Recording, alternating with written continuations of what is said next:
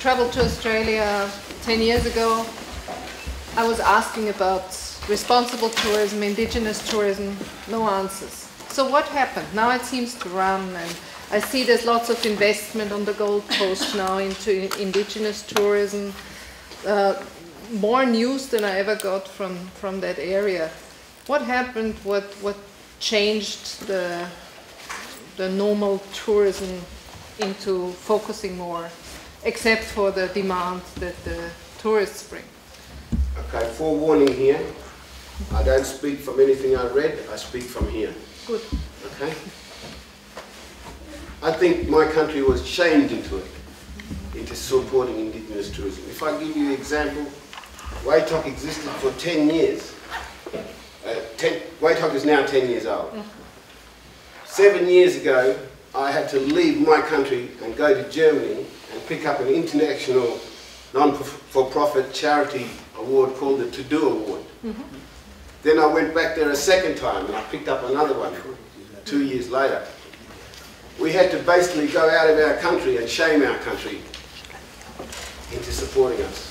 Even today, they don't support it. I am a commissioner for Tourism Western Australia, so I sit on this board of tourism. And we have RTOs, regional tourism operators. And then we have this little sidekick called WAITOC that they're always trying to find money to prop up. And it comes from a mining resource grant that they call royalties for region. Now we are in fear that it's only for once they give you, and the 3 years is up. They think we will disappear, and this is a message I'll give to Winter. 7 years we existed from the passion of our heart, not from the money in our pocket. You know? People thought we went to Perth just to go shopping. For me to leave, it cost my company $3,000 a day. There's not too many things I can buy in Perth. You can only buy it so many times and you don't want it anymore, you know? So I think it was embarrassment. That's how I feel that. Yeah, yesterday we were talking about some of the capacity.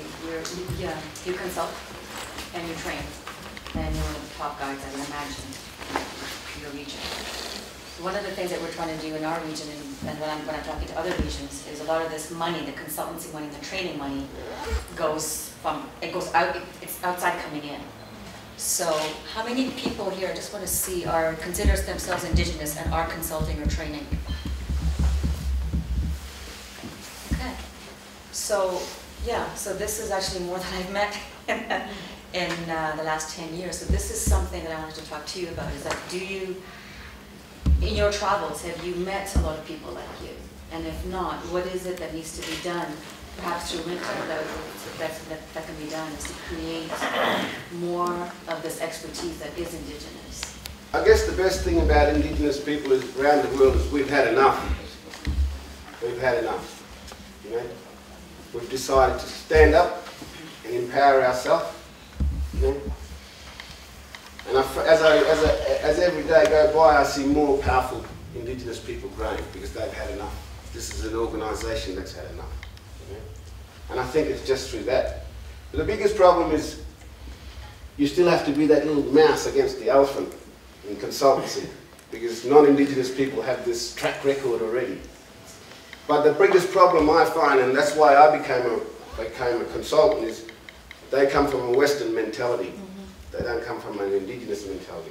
I'm sure Ben could come to my land, you could come to my land, Keith, and my people would understand you. Yeah. Because you're cultural people, you're Indigenous people. We speak the same language, just on a different part of this world, you know. And I think we'll all get it that, hey, I need to know this. How do I find the money to bring that consultant to my country?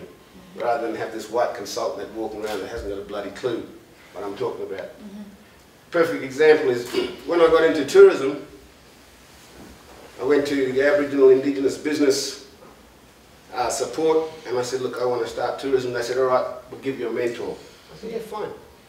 Came to my river, and the first thing they said to me is, hey, you can build a big resort here. And I said, no way, man. I'm chasing a lifestyle.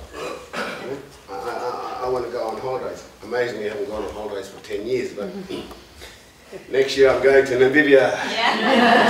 Yeah? So I went through 5 or 6 consultants. You know, they'd be on my property for 6 hours. And I say, mate, there's the road. You don't think like me. Because they would say to me, if you don't build a resort, you're not going to make money, you're not going to be in business, you're not going to last. 10 years I've survived now in fighting this, you know. So that's what made me become a consultant, is to make sure that the people in my land had someone who wasn't just taking the money for the hell of it and driving away, but someone who had the passion to understand them and say, you really don't want to have a holiday ever again in your life? You really don't want to see your kids anymore? You know? That's the sort of reality of going into business that my people need to understand. First they came with aquaculture, told my people that how many millions they could make. When the guys built the dam, put the fish in there, one of his brothers died, cousin brothers, distantly, quite a distance away. He jumped in the car and the instructor said, where are you going? Oh, I've got to go to a funeral. What's going to happen with the fish? So what that turned out in the eyes of white Australia was more money given to Aboriginal people, another failure. So that's why I hit you in the face straight away and say, you really don't want to have a holiday ever again? You really don't want to see your family no more? We need Indigenous consultants. And I'd gladly take one from anywhere in the world to come to my country and help my people rather than take a non-Indigenous person. I wanted to say something about that. I think that's why I said earlier about when to hopefully doing some future work on building that industry awareness that where Indigenous people across the world could come to find really, relevant expert information. And I say that because we've started doing that with our stakeholders in British Columbia, and we've invited other provinces and territories to come into ours because it was for that very reason. 10,000 consultants walking around that didn't understand what the hell they were doing, community spending, literally millions of dollars a year in fees and not understanding. And the most unfortunate part was a lot of these consultants, not only did they not understand the Indigenous or Aboriginal community, they didn't understand tourism. So we said rather than fight that, let's just try and give as many different ways we can help piece by piece build our, so we do a lot of different things, and that's, so when I say what I say about winter, I really see a place for that because I just think there's not enough of it out there. We've got a lot of good practitioners sitting here today, we've got a lot of good examples, there's things we could be doing to help lift our entire industry at an international level. So I just, I think that's so important because, there are consultants that just follow things around and they know where to go find them. And I'm not saying that's a bad, well, I mean, it is bad actually, but I mean, it's just, I think we can do a lot to prevent that by helping the leadership throughout any country understand that they've got support without it costing them a heck of a lot, Yeah. And that's what you guys do. You're now mentors. We do train the trainer. I mean, we've got in BC, we've created a slew of Aboriginal people that understand, and so that they can work their way around and and not charge the community $1 million for something that should cost $5,000. So those are very important. I think it's that mentoring. Sorry, that's what I meant to say. It's the mentorship model. If you're going to start a certain eco-tour business, well, here's an Aboriginal person that's done that effectively. Let's just link them together.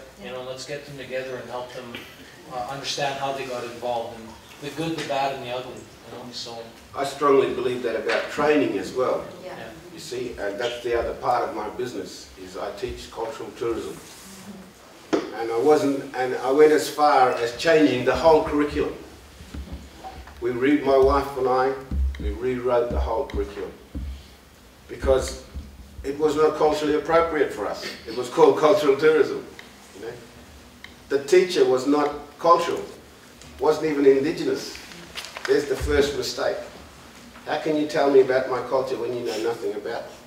See? So on my land, I built this training centre. And the reason I built this training centre is because as we were talking before, when we attack a problem, we look at it holistically, not at just one point. So when I got into tourism, I thought, the only reason I got into tourism is because I wanted my people to have a lifestyle where they didn't need to leave their country or they didn't need to sell out their land to mining. And then I wanted to move back to my trade, which was making cultured pearls, which was more lucrative for me. Okay? But as I got into driving around saying, hey, if I can do it, you guys can do it, I've realised they didn't know where to go to access funding. So I showed them the gate to access funding. When they went to that gate, they said, we're not giving you any money until you show us some sort of a qualification.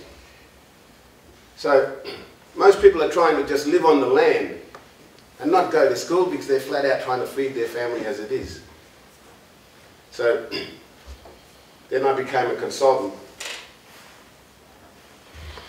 And as a consultant, I went around and I started, they gave me a little bit of leeway and said, all right, off you go and try it out with these people here.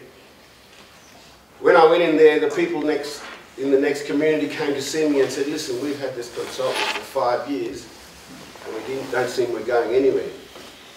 When I looked at it, they hadn't gone anywhere.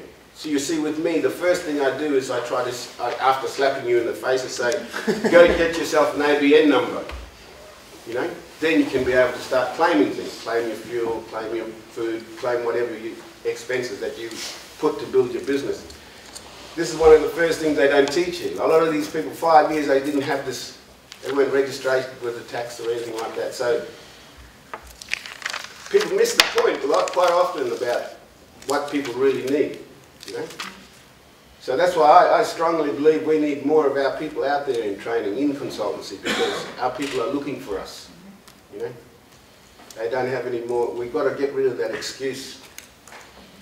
Yeah. All right, let's hear it again for